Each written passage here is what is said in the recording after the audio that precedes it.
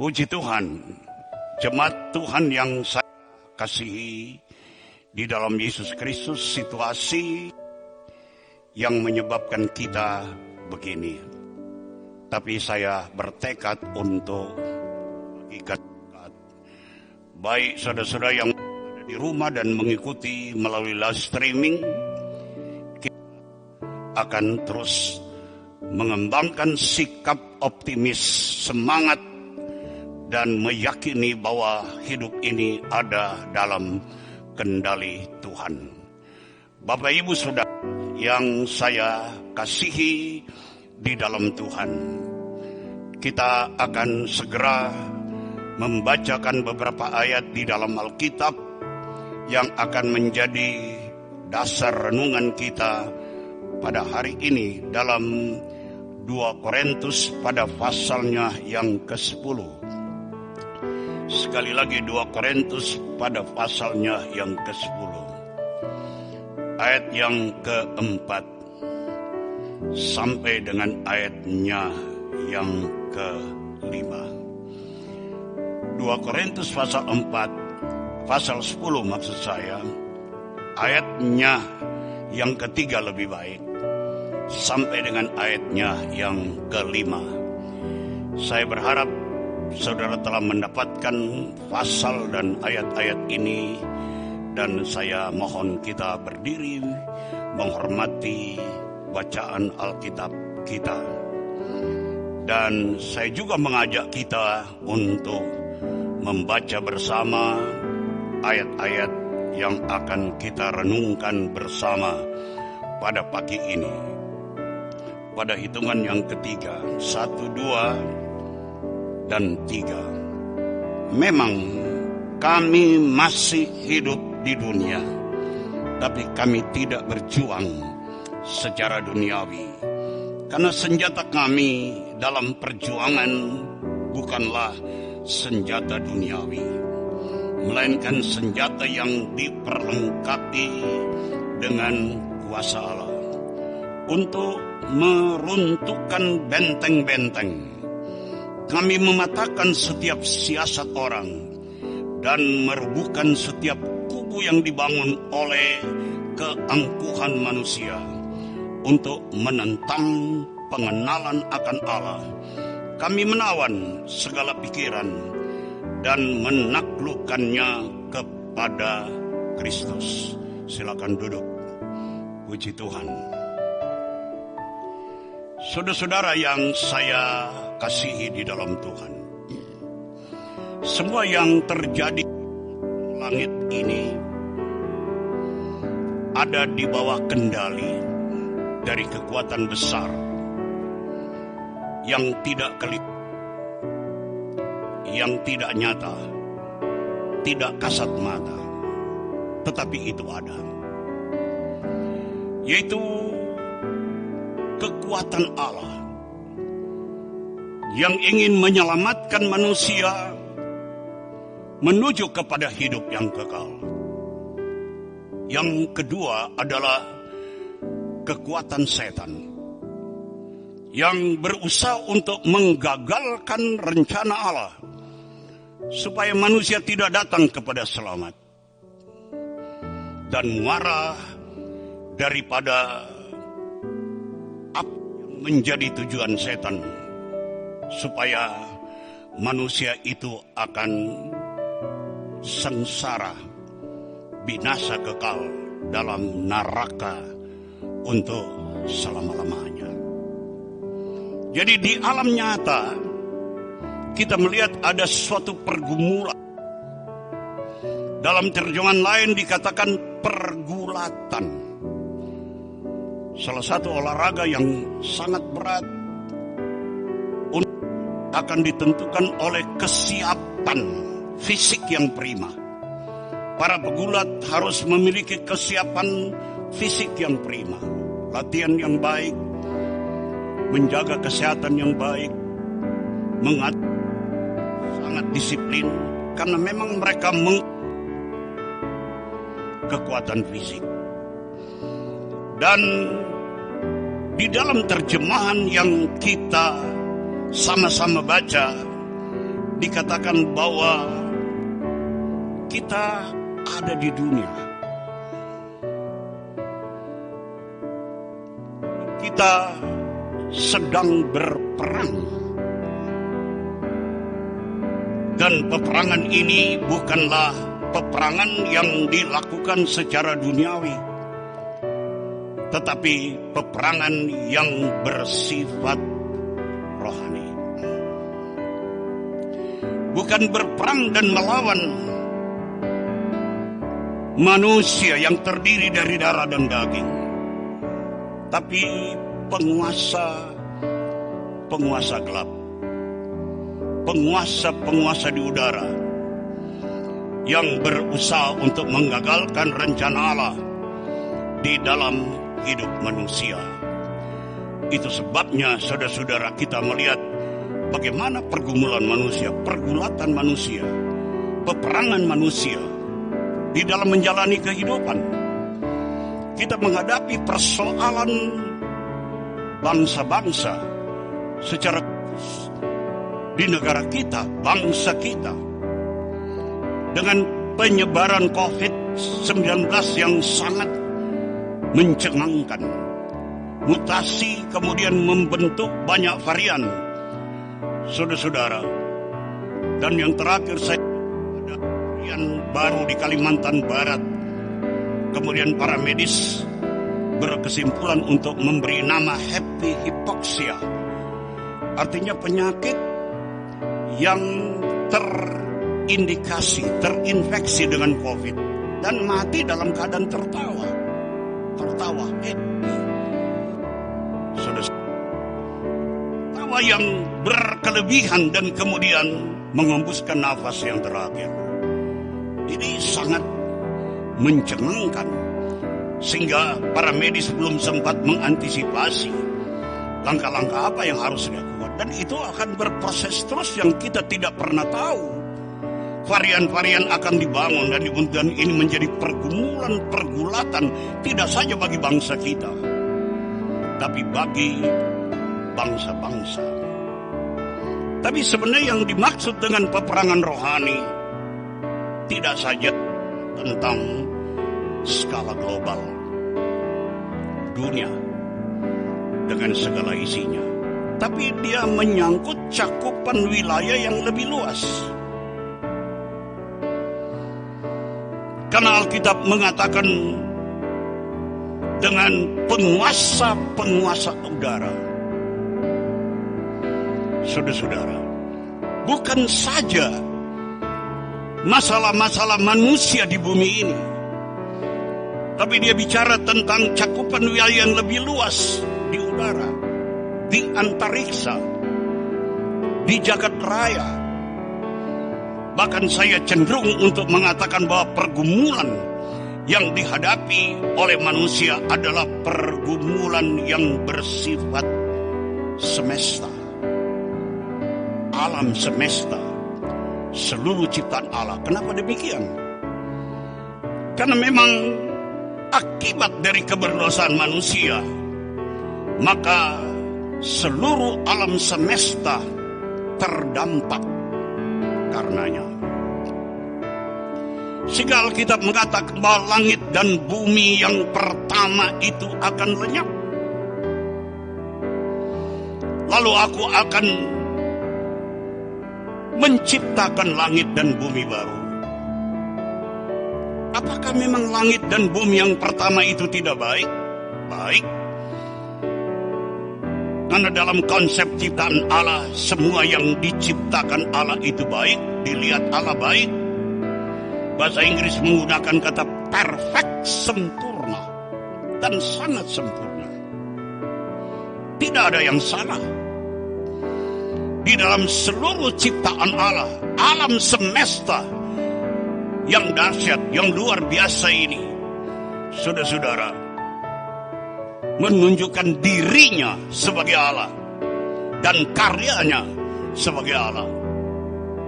Tetapi karena keberdosaan dari manusia, maka seluruh alam semesta ini terdampak dan dilenyapkan Allah.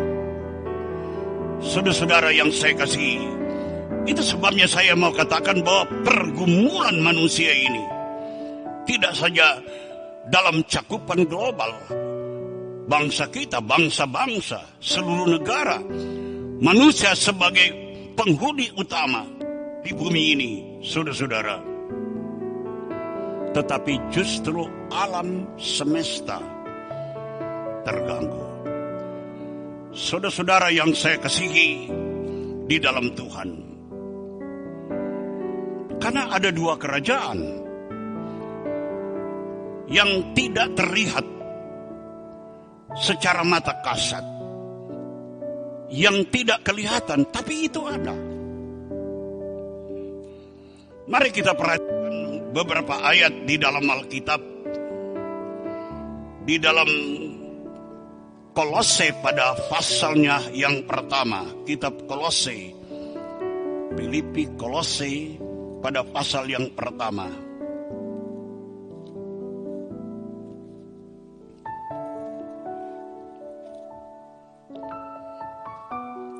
Mulai ayatnya yang ke-12 berkata begini. Filipi pasal pertama ayat 12. Dan mengucap syukur dengan sukacita kepada Bapa yang melayakkan kamu untuk mendapat bagian dari apa yang ditentukan untuk orang-orang kudus di dalam kerajaan terang. Ia telah melepaskan kita dari kuasa kegelapan dan memindahkan kita ke dalam kerajaan anaknya, yang kekasih. Di dalam Dia kita memiliki penebusan kita, yaitu pengampunan dosa. Kerajaan anaknya, kerajaan Allah, kerajaan sorga, dan kerajaan terang itu sama. Tapi yang jelas ada satu struktur pemerintahan yang terorganisir dengan rapi. Dan kerajaan ini dipimpin oleh Allah sendiri. Struktur ini sangat rapi, teratur baik, dan diatur dan dipimpin dalam otoritas Allah. Kerajaan Allah, kerajaan terang, kerajaan anaknya tidak kelihatan. Di mana itu? Kita tidak pernah tahu, tapi kita percaya. Kenapa kita percaya? Karena Alkitab mengatakan demikian. Bahwa di alam yang tidak nyata ada suatu pemerintahan, ada satu otoritas yang bekerja secara terorganisir dan sangat rapi.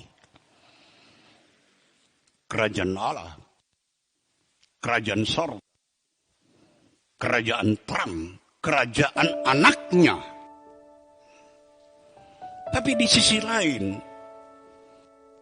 ada kerajaan dalam otoritas yang terorganisir juga dengan sangat rapi.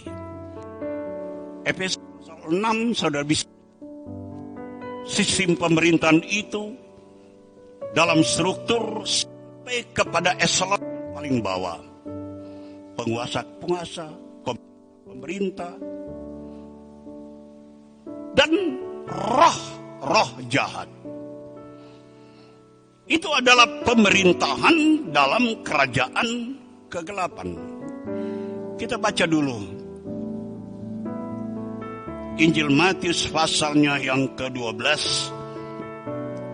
Sekali lagi Injil Matius pada pasalnya yang ke-12. Itu sebuah cerita manakala Yesus menyembuhkan seorang yang dirasuk dengan roh Baalzebul.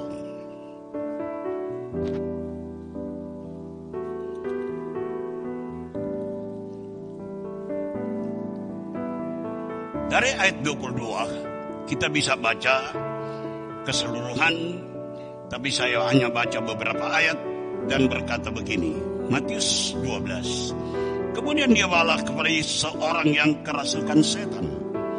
Orang itu buta dan bisu, lalu Yesus menyembuhkannya. Sehingga si bisu itu berkata-kata dan melihat. Maka takjublah sekalian orang banyak. Katanya, ia ini agaknya anak Daud. Tapi ketika orang Farisi mendengarnya, mereka berkata, dengan Beelzebul, penghulu setan, ia mengusir setan. Tetapi Yesus mengetahui pikiran mereka, lalu berkata kepada mereka, setiap kerajaan yang terpecah-pecah pasti binasa. Setiap kota atau rumah tangga yang terpecah-pecah tidak dapat bertahan. Demikian juga kalau iblis mengusir iblis, ia pun terbagi-bagi dan melawan dirinya sendiri. Bagaimana kerajaannya dapat bertahan? Jadi jika aku mengusir setan dengan kuasa Beelzebul, dengan kuasa siapakah pengikut-pengikut mengusirnya? Sebab itu merekalah yang akan menjadi hakimu. Tapi jika aku mengusir setan dengan kuasa Roh Allah, maka sesungguhnya kerajaan Allah sudah datang kepadamu. Banyak orang mengakui kuasa yang menyertai pelayanan Yesus. Kuasa di luar nalar, ajaib, mujizat. Orang yang dirasuk setan kemudian disembuhkan. Orang menilai secara positif, diakah anak Daud? Tapi orang-orang Farisi pada dasarnya menolak semua ajaran dan apa yang dilakukan Yesus. Mereka berkesimpulan bahwa di dalam Yesus ada roh Beelzebul yang mengusir setan. Apa itu Beelzebul? Dewa waktu itu, dewa lalat, dewa yang mengerubuni sebuah kotoran. Jadi itu yang dilambangkan sebagai Baal, dewa. Pada zaman itu, Baal, dewa itulah yang kemudian mengusir setan. Sehingga orang buta bisu ini karena dirasuk setan. Itu perkataan orang Farisi. Dia bukan anak Daud. Tapi di dalamnya ada roh Beelzebul yang mengusir setan. Yesus tahu apa yang ada dalam pikiran orang-orang Farisi dan mengatakan bagaimana mungkin setan mengusir setan. Baru di situ Yesus mengangkat adanya kerajaan yang harus solid, rapi, terorganisir dengan baik, dan tidak terpecah belah. Mana mungkin kerajaan itu dapat bertahan jika terjadi terpecah belah? Mana mungkin rumah tangga itu bertahan manakala rumah tangga itu? Mana mungkin suatu kota dapat bertahan manakala kota dan rumah tangga itu tidak solid? Dan Yesus justru menunjukkan satu kebenaran yang tidak kelihatan. Kerajaan yang teratur, terorganisir dengan rapi, dan kerajaan maksud yang dibawa pimpinan setan, roh setan. Saudara-saudara, dalam suratan lain mengatakan kerajaan kegelapan. Saudara-saudara yang saya kasihi, dua kekuatan itulah yang menjadi dalang, yang menjadi penyebab dari semua keadaan dan situasi yang terjadi di bumi ini terkait dengan manusia itu sendiri. Ada kerajaan Allah, juga kerajaan setan. Tidak terlihat, tetapi ada. Secara terorganisir dan sangat rapi, setan mengerahkan semua kekuatan. Roh-roh jahat, iblis, penguasa-penguasa di udara, untuk bergerak sesuai dengan perintah setan, supaya manusia itu dikuasai, manusia itu masuk dalam perangkapnya, dan manusia itu tidak akan memperoleh keselamatan. Bapak Ibu Saudara yang saya kasihi di dalam Tuhan, itu sebabnya segala sesuatu yang terjadi, situasi apapun yang terjadi di bawah kolong langit ini, ada di bawah kendali dari dua kerajaan ini, di mana kerajaan manusia yang di ini, lakin pun negara-negara superpower tidak memiliki kemampuan untuk mengalahkannya. Bahkan semua kerajaan, pemerintahan, republik yang ada di bumi ini, semua di bawah kendali daripada kekuasaan kerajaan-kerajaan yang tidak kasat mata, yang tidak kelihatan. Itu sebabnya kita ada dalam pergulatan hidup, pergumulan hidup, peperangan. Kita masih ada di dunia, tapi kita di dalam peperangan, di dalam pergumulan. Dan peperangan ini tidak bersifat lahir, peperangan duniawi, di mana kita diperlengkapi dengan senjata-senjata secara fisik, peralatan yang canggih, senapan dengan berbagai tingkat kecanggihannya, tank, bom dan sebagainya, nuklir dan sebagainya. Tidak. Paulus, kita masih ada di dunia ini dan kita tidak bisa terelak dari peperangan. Dan Alkitab tadi sangat jelas, Paulus mengatakan tentang perlengkapan senjata yang akan dipergunakan. Bukan perlengkapan senjata lahir, tapi kuasa Allah, perlengkapan yang rohani, kemampuan untuk mempertahankan diri.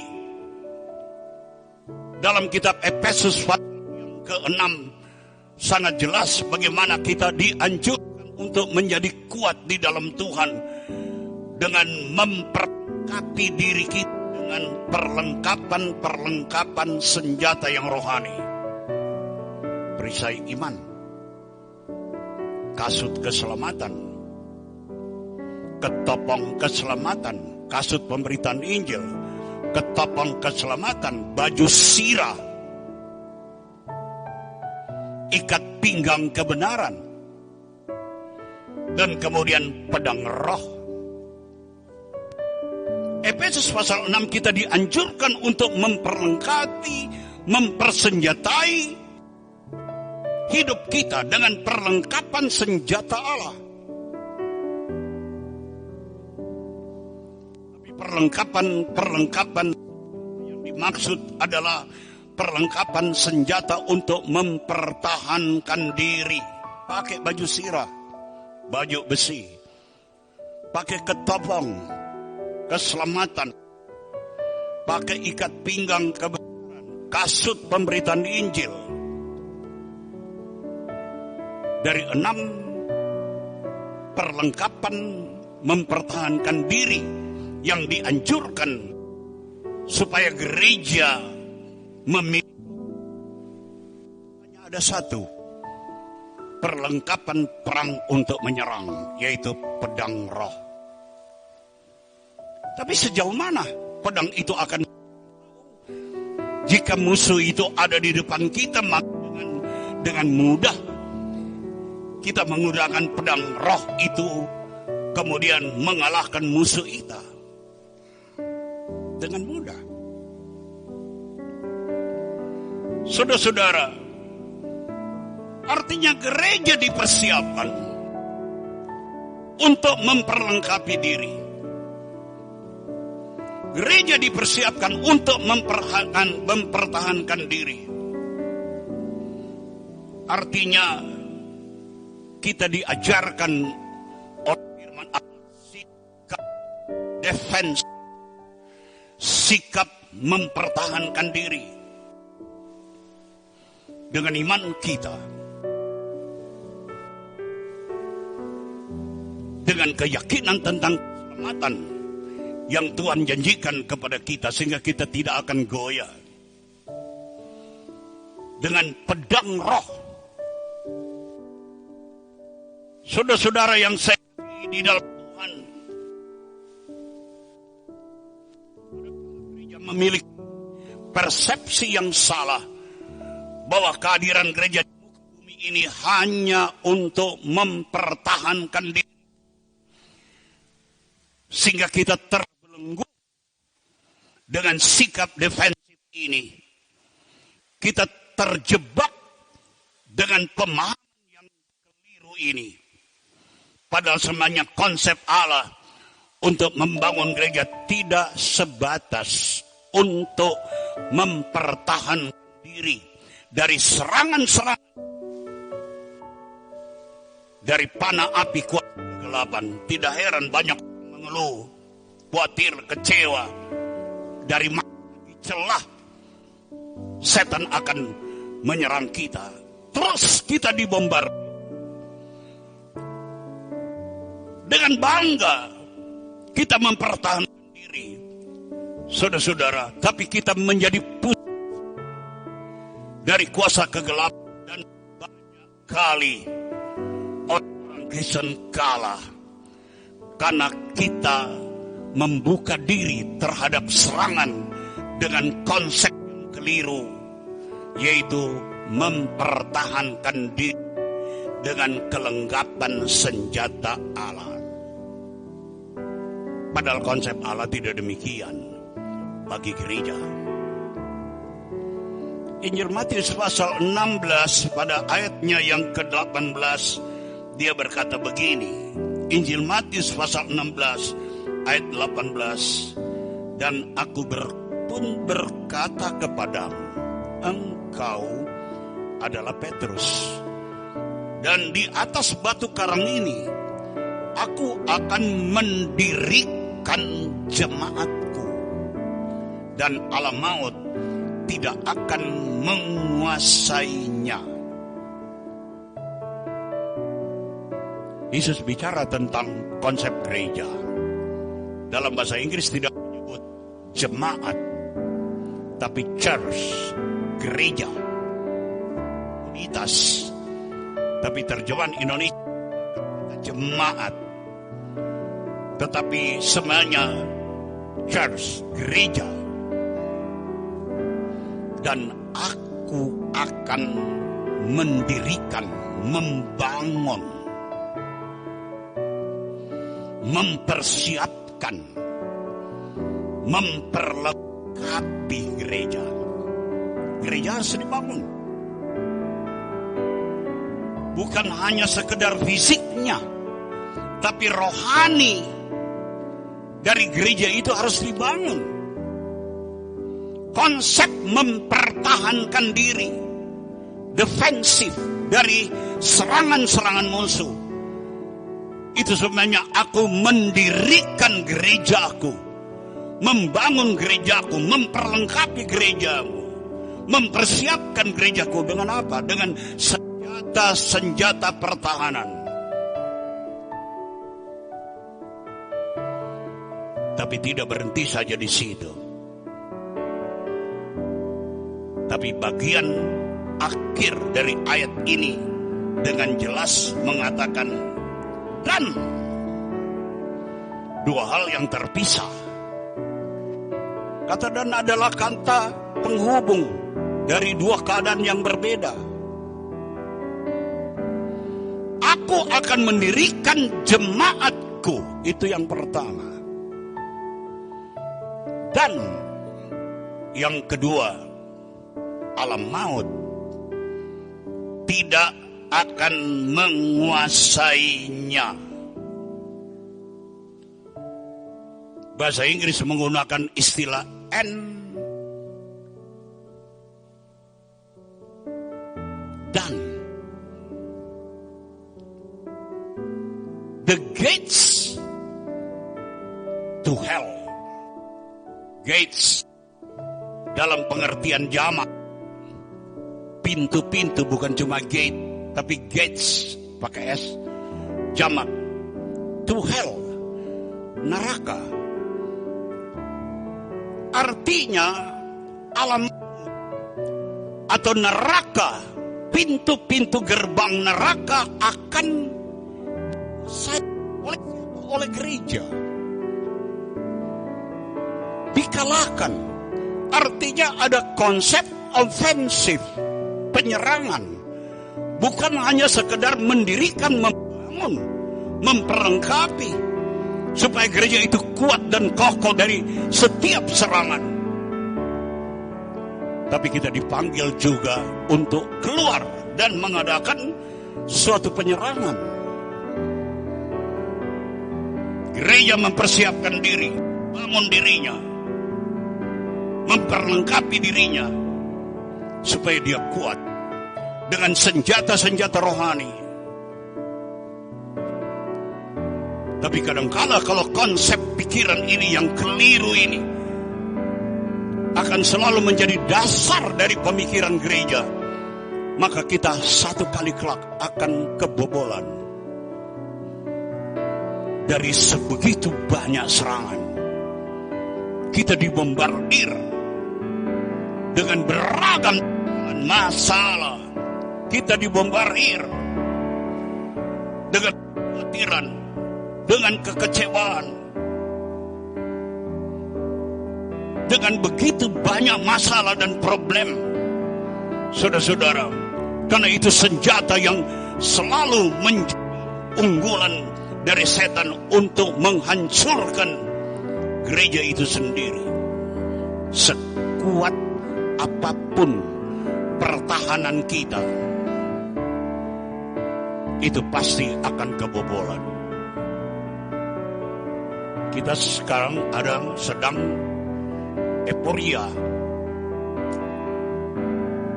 dengan adanya Euro 2021 di Eropa, Copa Amerika di Amerika Latin.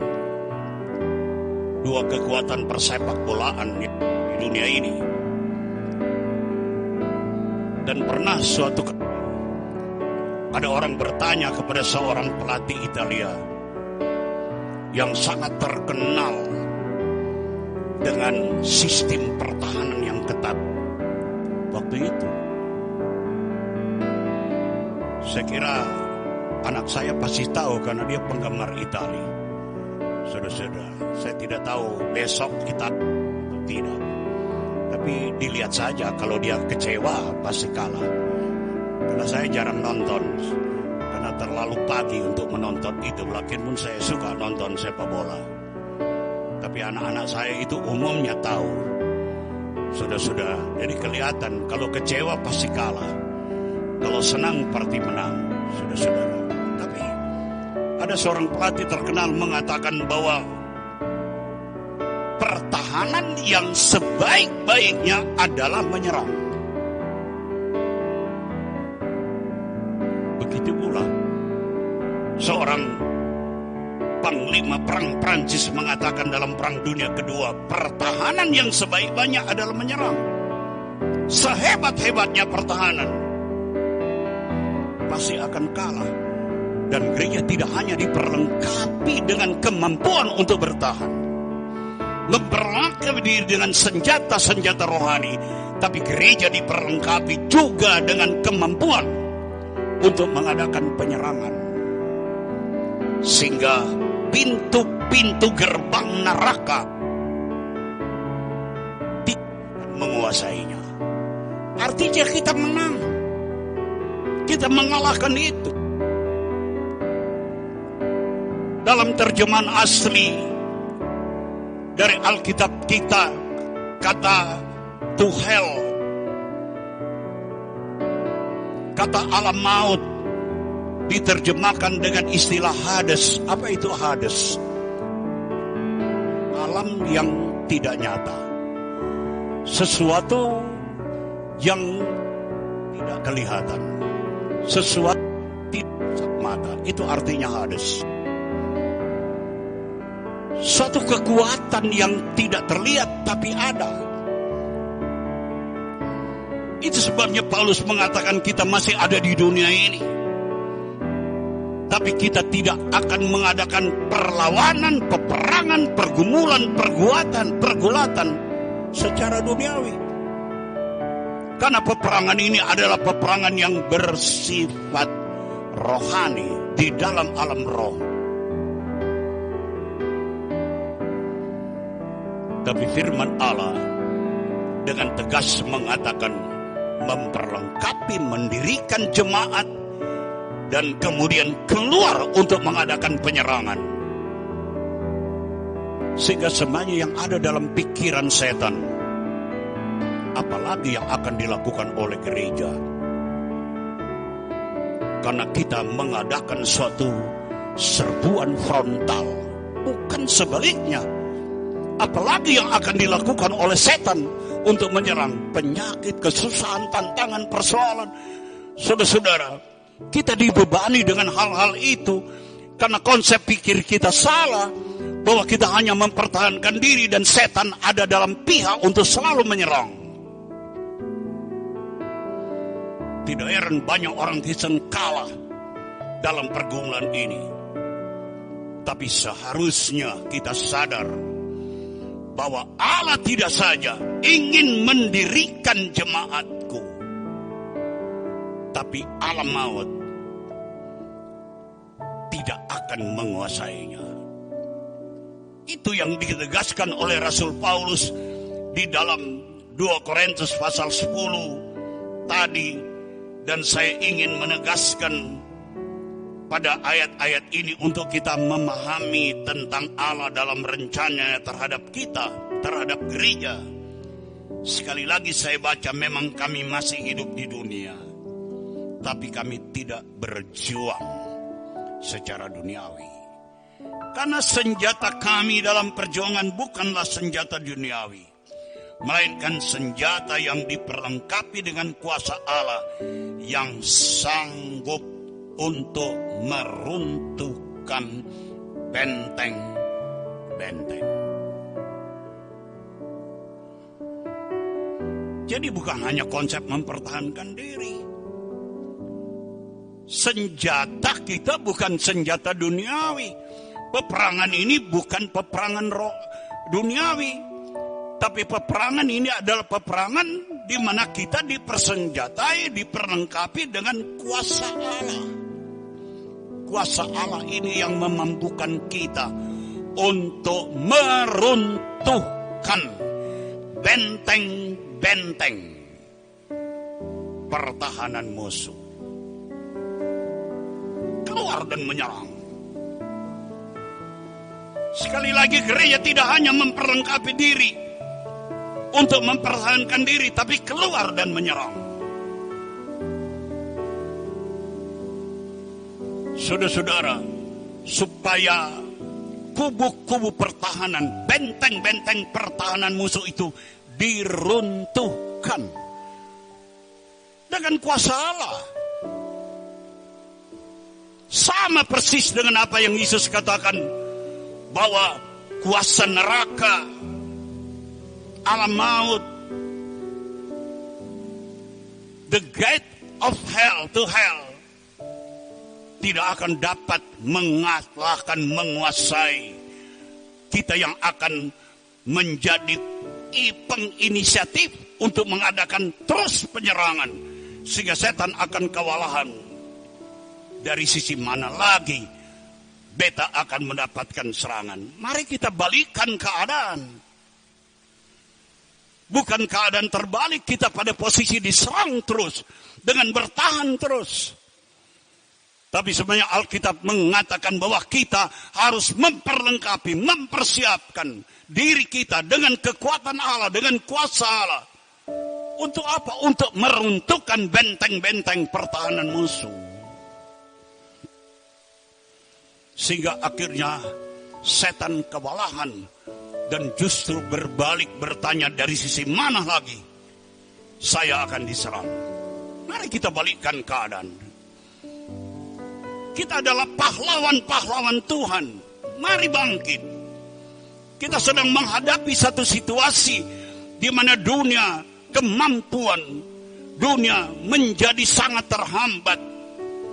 Kalah hebatnya dengan laju perkembangan dari penderitaan yang sedang dilakukan oleh setan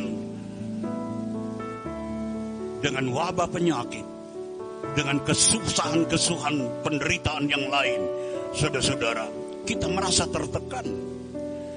Sekarang di mana posisi gereja? Apakah kita masih bisa bertahan? Pada sebenarnya firman Allah memberikan solusi yang tepat. Gereja adalah problem solver bagi seluruh masalah dunia ini. Karena Alkitab mengatakan bahwa barang siapa yang beribadah kepada Tuhan, maka roti dan airnya akan diberkati dan segala penyakit akan dilalukan. Itu janji Allah kepada bangsa Israel, dan janji Allah tidak berubah. Kita lihat, roti dan air bicara tentang masalah ekonomi. Penyakit bicara masalah kesehatan. Negara kita diperhadapkan dua masalah yang sangat vital dan serius. Mana yang harus dikedepankan? Masyarakat sehat atau masyarakat sejahtera? Akhirnya diputuskan masyarakat sehat. Kalau masyarakat sehat pasti sejahtera. Karena dilematis. Untuk membenahi negara, saudara-saudara, menghadapi peperangan ini frontal, negara berusaha untuk melindungi masyarakat daripada gempuran serangan yang dilakukan oleh setan melalui wabah ini. Saudara-saudara, di mana posisi gereja? Gereja harus menjadi problem solver. Gereja harus hadir. Dan Alkitab mengatakan, di tengah-tengah kegelapan menutupi segala bangsa, maka terang Tuhan akan terbit atas kamu. Gereja penyelesai masalah. Saudara-saudara, kita jangan hanya diam dan bertahan menerima kenyataan COVID dan sampai kapan. Dan gereja akan berdiam untuk tidak mampu keluar dengan masalah. Jemaat-jemaat menjadi takut. Saudara-saudara, sampai kadangkala kebenaran senjata yang harus digunakan, yaitu firman Allah, menjadi tidak digunakan. Mari kita keluar untuk mengadakan penyerangan, dan kita mampu untuk meruntuhkan benteng-benteng pertahanan yang dibangun oleh setan. Saudara-saudara, kekhawatiran, kecemasan, ketakutan, saudara-saudara, itu hal-hal yang akan menghancurkan nilai-nilai yang baik yang dibangun oleh Allah. Gereja tidak boleh bertahan, tetapi gereja harus menyerang. Saudara-saudara, bukan dengan kekuatan kita, dengan kuasa Allah Kita tidak dipersenjatai dengan kekuatan duniawi, tapi dipersenjatai dengan kuasa Allah untuk meruntuhkan benteng-benteng.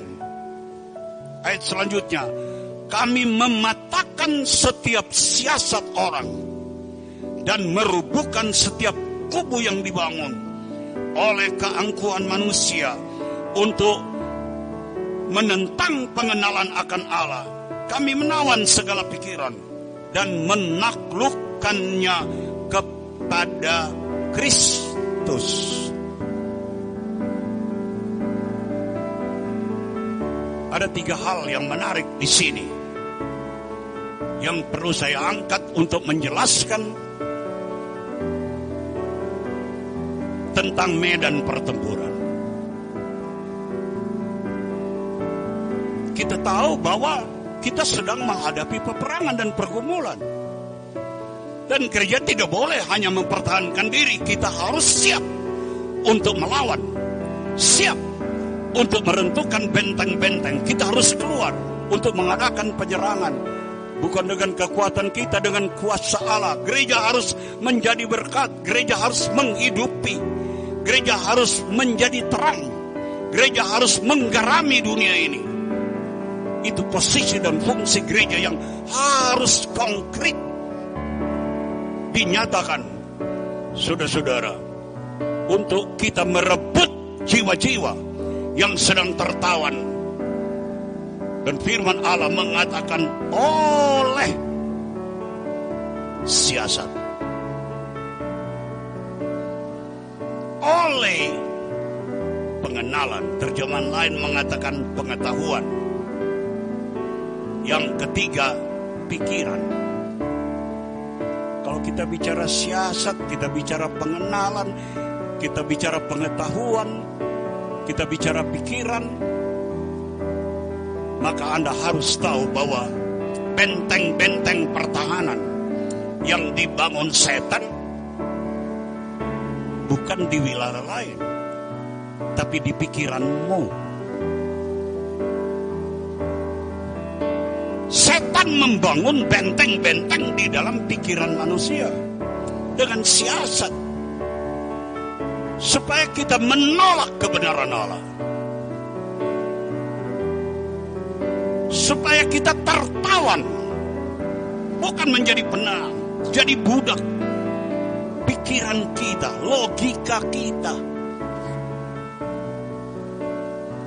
Jadi sebenarnya benteng-benteng pertahanan yang dibangun setan tidak jauh dari diri manusia, tapi dalam pikiranmu. Sehingga banyak orang menolak kebenaran, menolak firman Allah. Ini bahaya. Dan gereja harus keluar untuk melawan, menghancurkan semua siasat, semua pikiran yang menawan manusia. Logika. Pada zaman gereja mula-mula, kita kenal dengan aliran Gnostik. Aliran yang disebut pemuliaan pengetahuan.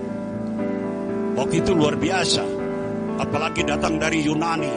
Para filosof itu datang dari sana. Dan mereka dipengaruhi dengan pikiran-pikiran, pemuliaan, pendewaan pikiran. Dan kondisi ini juga akan terjadi. Salah satu siasat dari setan adalah pemuliaan pikiran. Saudara-saudara, logika, semua dilogikakan. Termasuk firman Allah dilogikakan. Bagaimana mau dilogikakan? Tidak ada perkara yang mustahil bagimu. Sulit. Kadang-kala kita melogikakan firman Allah. Semua yang bisa kita terima, percaya terhadap firman Allah apabila akal kita menerima. Tanpa saudara tahu itu adalah benteng-benteng siasat yang dibangun oleh setan dalam pikiran manusia. Sehingga kita memuja, kita mendewakan, kita memuliakan pikiran kita. Sejauh firman Allah itu cocok dengan pikiran kita. Oke, amin, haleluya. Tapi bagaimana kalau firman Allah itu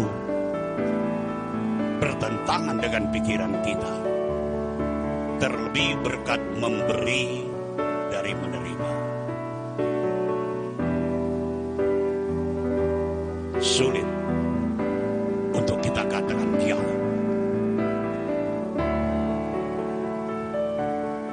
Cari dahulu kerajaan Allah dan kebenarannya, yang lain akan ditambahkan kepadamu. Sulit. Kita memberikan prioritas. Sulit. Kita lihat prinsip-prinsip Alkitab, ada sifatnya rasional, tapi ada yang bersifat supra, di luar wilayah nalar kita, cara berpikir kita. Itu sebenarnya firman Allah tidak harus diperdebatkan. Manakala Yesus berbicara dengan seorang perempuan Samaria, Yesus mengusik hatinya untuk percaya. Karena wanita ini benar, tidak ada salahnya, pengalamannya, logikanya betul. Di mana Tuhan akan mendapatkan air sedangkan Tuhan tidak punya timba? Logikanya benar. Bagaimana Tuhan akan berkata demikian sedangkan pengalaman ketong ini dari dulu ini Yakub yang bangun, yang gali kubur ini. Itu leluhur kami turun temurun, sumur ini menjadi berkat bagi kami, bagi generasi, bagi keturunan, bahkan bagi ternak-ternak kami. Hebat. Dari mana dia ingin tahu tentang adanya mata air hidup? Jika kamu minum, maka engkau tidak akan minum lagi untuk selama-lamanya. Sulit dipahami. Logika. Saudara-saudara yang saya kasihi, kita menghadapi banyak pertentangan bahwa manusia diciptakan Allah dari lebu tanah. Tapi ada konsep Darwin bahwa manusia itu terjadi karena evolusi dari binatang yang namanya kera, kemudian berproses dan akhirnya menjadi manusia. Saudara-saudara, itu pikiran, itu logika. Saudara-saudara, tidakkah Anda tahu bahwa konsep-konsep ini menjadi benteng pertahanan yang dibangun oleh setan? Saudara-saudara, di dalam pikiran manusia, sehingga tujuannya apa? Sehingga manusia tidak datang pada pengenalan akan Allah, pemujaan, pendewaan, pemuliaan, pengetahuan, membuat keangkuhan manusia, dan itu menjadi benteng yang menutup rapat sehingga manusia tidak akan mengenal Allah. Saudara-saudara, tidakkah Anda tahu itu siasat dari setan? Itu strategi setan. Benteng-benteng itu tidak jauh, ada dalam hatimu, ada dalam pikiranmu. Itu sedang dibangun dan terus dibangun, sehingga menghasilkan keangkuhan manusia, sehingga mereka tertutup rapat untuk tidak mengenal Allah dan kebenarannya. Itu sebabnya Paulus mengatakan dalam ayat terakhir, katakan, dan kami siap, kami menawan segala pikiran dan menaklukkannya kepada Kristus. Itu peran gereja. Bagaimana kita bisa memberikan pencerahan bahwa Alkitab adalah firman Allah? Alkitab adalah satu kebenaran yang terus, dan apa yang dikatakan oleh Alkitab sedang digenapi. Proses sejarah sebelum, sementara, dan yang akan terjadi dengan sangat gamblang. Nubuatan-nubuatan itu sedang digenapi karena Alkitab itu adalah firman Allah. Tapi tidakkah saudara tahu, pengenalan terhadap kebenaran itu tersumbat dengan siasat setan. Dia membangun benteng-benteng, tubuh-tubuh, kubu-kubu pertahanan di dalam pikiran kita, sehingga pikiran kita tidak takluk kepada Kristus. Itu sebabnya kita harus merebut. Kenapa banyak orang tidak mau mengenal Tuhan? Karena mereka terbentengi dengan strategi setan. Kenapa mereka tetap demikian? Karena tidak ada upaya dari gereja untuk merebut mereka sebagai tawanan, membebaskan mereka, sehingga pikiran-pikiran mereka yang tertawan itu dibebaskan dan ditaklukkan kepada Kristus. Saudara-saudara, kemenangan hanya di dalam Kristus, tidak ada kemenangan lain. Saudara-saudara, banyak yang saya ingin ungkapkan, tapi saya akan singkatkan saja dan mengakhiri dengan kita membaca kitab Kolose pada pasalnya yang kedua. Kitab Kolose pada pasalnya yang kedua, ayatnya yang ke-13 sampai dengan ayatnya yang ke-15. Kolose pasal 2 13 sampai 5. Kamu juga, meskipun dahulu mati oleh pelanggaranmu dan oleh karena tidak disunat secara lahiriah, telah dihidupkan Allah bersama-sama dengan Dia sesudah Ia mengampuni segala pelanggaran kita, dengan menghapuskan surat hutang yang oleh ketentuan-ketentuan hukum mendakwa dan mengancam kita, dan itu ditiadakannya dengan memakukannya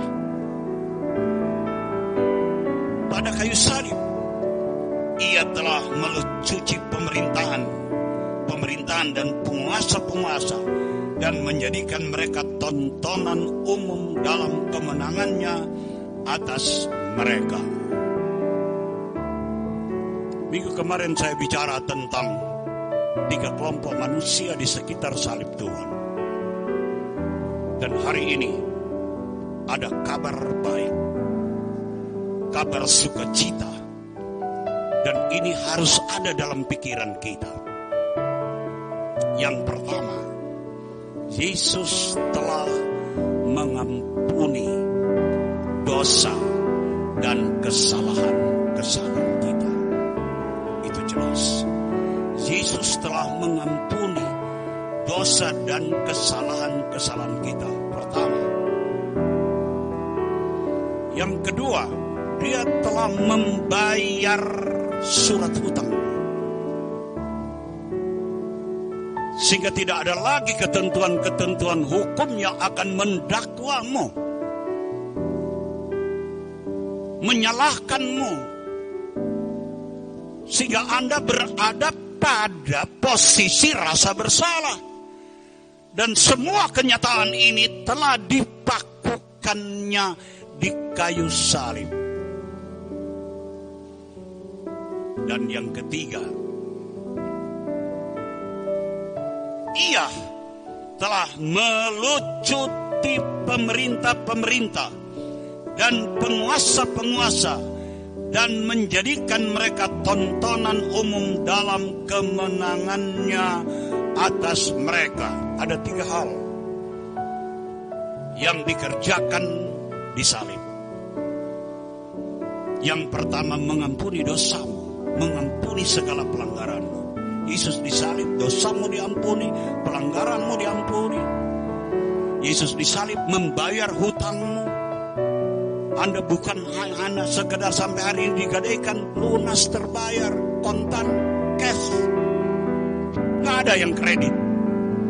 Salib telah membayar lunas, memakukannya di kayu salib. Jangan sampai ada orang Kristen yang hidup dengan merasa bersalah. Saudara-saudara, Yesus telah menanggungkannya, Yesus telah membayar lunas. Tidak ada perasaan bersalah lagi, karena semuanya tuntas.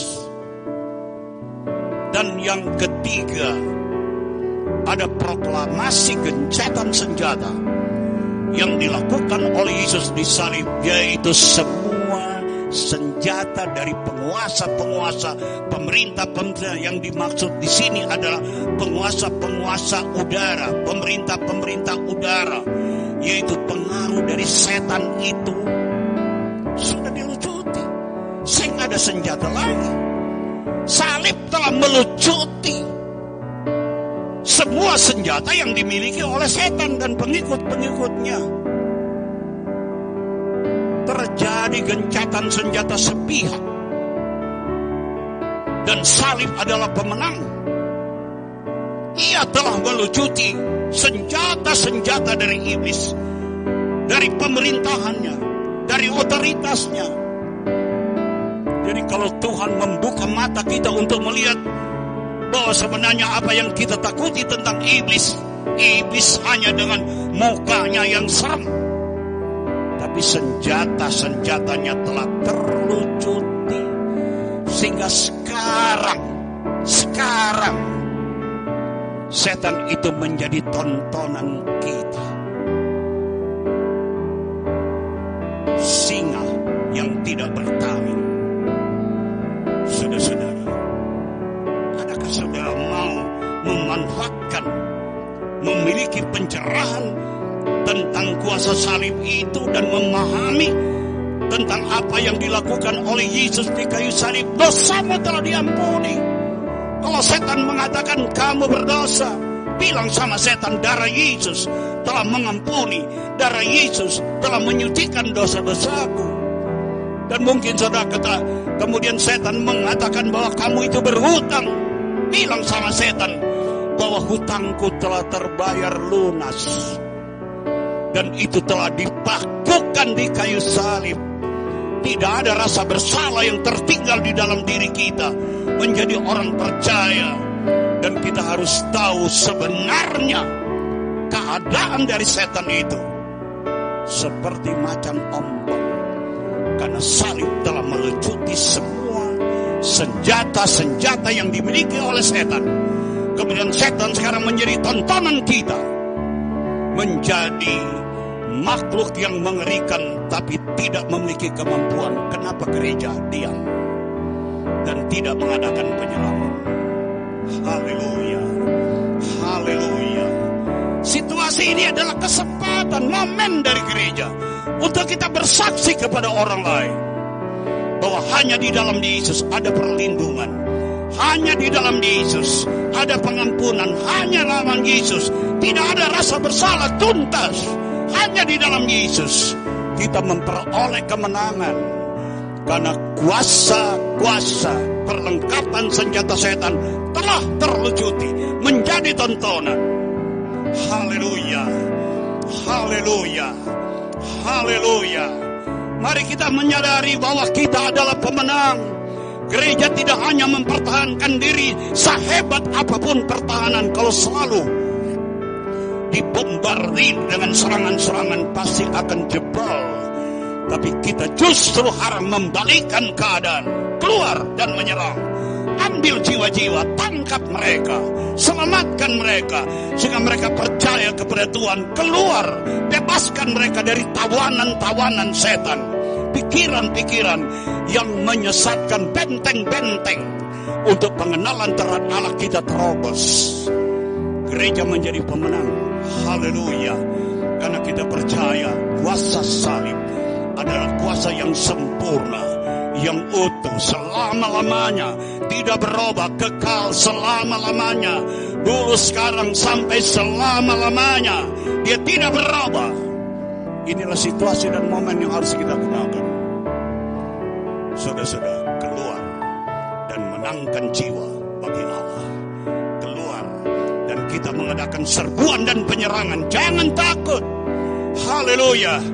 Karena dosa kita telah diampuni. Jangan takut. Kita telah dibayar lunas, total cash. Dan jangan takut, karena persenjataan setan melalui salib telah dilucuti. Haleluya, haleluya, haleluya. Saya akhiri dengan sebuah ayat. Lakin pun banyak yang ingin saya jelaskan untuk kita menjadi ceria, semangat, jangan murung, Jangan kalah dengan situasi, tapi kita menjadi orang yang berkemenangan. Dalam 2 Korintus pasal 2 ayatnya yang ke-14. 2 Korintus pasal 2 ayat 14. Tetapi syukur bagi Allah yang dalam Kristus selalu membawa kami di jalan kemenangannya. Dengan perantaran kami, Ia menyebarkan keharuman pengenalan akan Dia di mana-mana. Pertama yang harus kita tahu, syukur Allah. Haleluya, haleluya. Karena oleh kematiannya membawa kita kepada jalan kemenangan. Dan Alkitab mengatakan selalu. Bukan hanya sesaat, bukan hanya jam ini, bukan hanya saat ini. Saya baca lagi dan memberikan tekanan kepada beberapa kalimat kata dalam ayat ini. Tetapi syukur bagi Allah yang di dalam Kristus selalu, sekali lagi selalu, sekali lagi selalu. Kapan? Selalu. Saudara-saudara, setiap saat, setiap detik, setiap waktu. Apa yang kita alami? Bahwa Kristus selalu membawa kita kepada jalan kemenangan. Kenapa kita harus kalah? Kenapa situasi apapun, seberat apapun, kita adalah pemenangnya. Karena di dalam Kristus ada janji selalu di dalam jalan kemenangannya. Dan yang kedua, tugas gereja. Supaya melalui kita, katong. Gereja jangan diam. Gereja harus berkontribusi. Gereja harus memberi arti. Gereja harus hadir, berbeda di tengah-tengah dunia yang gelap ini. Apa yang akan kita kontribusikan kepada kebutuhan dunia? Alkitab mengatakan dengan perantaraan kami, katong, bukan orang lain. Mereka yang percaya kepada Kristus yang sudah mengampuni dosa, mereka yang yakin bahwa hutang kita telah terbayar, bukan manusia gadaian. Mereka yang percaya bahwa kita adalah pemenang karena setan telah terlucuti. Saudara-saudara, dia hanya sebagai macan ompong yang tidak berdaya. Dan dia sedang menanti apalagi serangan yang dilakukan oleh gereja. Serangan kita melepaskan, meruntuhkan, membebaskan, menghancurkan kubu-kubu pertahanan. Supaya jiwa-jiwa itu diselamatkan. Mereka mengenal akan kebenaran. Mengenal akan Kristus. Saudara-saudara. Dan firman Allah, peran itu menuntut kehadiran gereja. Di tengah situasi apapun. Dengan perantaran kami, Ia menyebarkan keharuman pengenalan akan Dia. Keharuman pengenalan akan Dia. Di mana-mana. Di rumahmu, di tetanggamu, di kantormu, di perkuliahanmu, di mana saja Anda beraktivitas, di mana-mana. Sebarkan keharuman pengenalan kepada Allah. Setan sedang menyebar kebusukan, tapi gereja, kami harus menyebarkan keharuman pengenalan akan Dia, saudara-saudara, kepada banyak orang di mana-mana. Dan saya percaya konsep berpikir demikian akan mengubah kita untuk tidak saja berdiam dan mempertahankan diri, tapi kita bergerak maju, moving forward, hanya di dalam Kristus. Yang percaya bilang amin. Amin lagi, sekali lagi bilang amin. Dengan sukacita, karena orang yang berkemenangan adalah orang yang penuh dengan sukacita. Haleluya, haleluya, haleluya, haleluya. Mari kita pulang dengan kemenangan dimanapun Anda berada. Jadilah pemenang-pemenang, karena Andalah pemenang itu. Di dalam Kristus dosamu telah diampuni. Di dalam Kristus hutangmu telah dibayar lunas. Di dalam Kristus Anda terbuka mata bahwa persenjataan setan telah dilucuti dan dia menjadi tontonan, menjadi macan ompong. Kenapa kita takut? Mari kita bergerak dan kita patahkan, kita robohkan seluruh kubu-kubu pertahanan dari setan. Haleluya, haleluya, haleluya. Kenapa kita khawatir? Kenapa kita takut? Kenapa kita susah? Kenapa kita cemas? Kenapa? Saudara-saudara? Tapi mari kita balikkan keadaan. Kita mengadakan penyerangan. Rebutlah orang-orang lain yang sedang dikuasai oleh setan supaya dia dimenangkan bagi Kristus, dimenangkan bagi Tuhan, supaya keharuman tentang pengenalan akan Dia akan terjadi di mana-mana. Haleluya, haleluya, haleluya. Kita bangkit berdiri. Kita sangat bersyukur karena Tuhan telah menolong kita. Haleluya, haleluya, haleluya, haleluya. Terima kasih Tuhan.